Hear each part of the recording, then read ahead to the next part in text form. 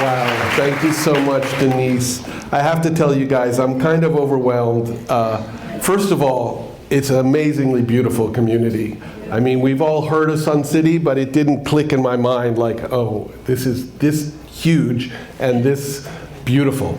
Basically, we'll break this down into 4 parts. We're going to start with the origin story of this book because it's a very unusual origin story. We'll move on to how and why my father wrote it, and then we'll move on to the sort of 2 approaches in the book. When you read it, if you read it, I think you'll see how incredibly prescient it is. This book is written more than 30 years ago, and the issues that my father is talking about, I would say more or less, are just beginning to be discussed in our society, in American society.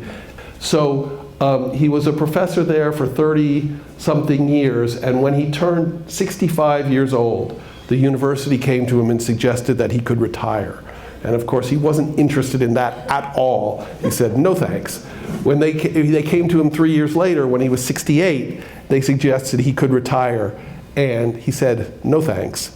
They came to him when he was 70 years old, which was 1986, and said, yeah, you're going to retire now. And he was not happy. It was kind of a shock to him. This was a guy who really was, open-minded, open to all possibilities, and all of a sudden, he's like, oh, this is how people view me now. And he had to investigate himself. Why am I not really comfortable with this? So he realized the reason that he wasn't super comfortable with it is that we have all of this intense ageism in our society. My father felt that for seniors it was really important to look at yourself and understand what interests you. There's a lot of other things about you that it's important to know about yourself, but in this particular one, he's like, find out what you're really interested in and pursue that.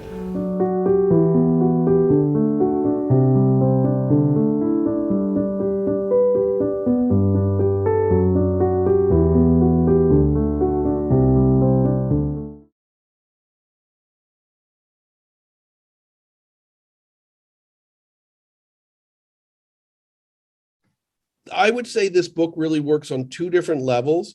On one level, since my father's training as a social psychologist, my father is talking about the sort of damaging idea that elderly people are just don't have anything left to live for, or, or worthless. It's basically ageist idea. And this is a psychological idea and attitude which really damages people. And he discusses this in the first few chapters of the book. And he says that, people have this idea, and indeed we internalize this idea. And that's why elderly people feel like they can't do anything, because they've internalized this ageist idea. And he really writes very strongly how this is a poisonous idea.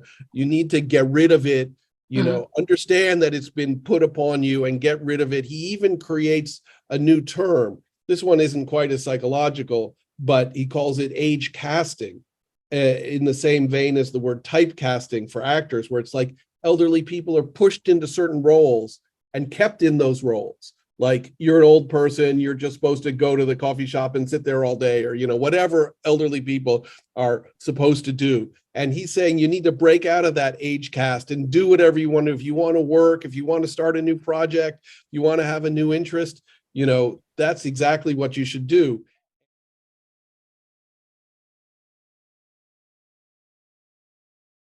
My father actually wanted to give people like straight ahead advice that you can implement into your life to make it more joyous and more creative. So he has a whole list of things that come through in many of these chapters if you read the book. So on the one hand, he has like specific things. For example, he thought that as people age, somehow the humor seems to go out of their life. He thought that laughter was extremely important. So he urges people to pursue what makes you laugh, what you find humorous, and make sure that you get your fill of that in your life. On the other hand, something that's very, very different, but also a practical everyday technique, is that my father thought that meditation was extremely important to calm yourself down, to focus your mind, to sort of remain in a very calm state of being. So those are kind of things that are sort of everyday things you can implement into your life. He also had sort of broader ideas as well, some of which will sound very familiar to people who've read Tuesdays with Morrie. So he felt that the most important thing in everybody's life is your relationships with your friends and your family, the people who are important to you. Like everything else towards the end of your life is going to fall away. One of my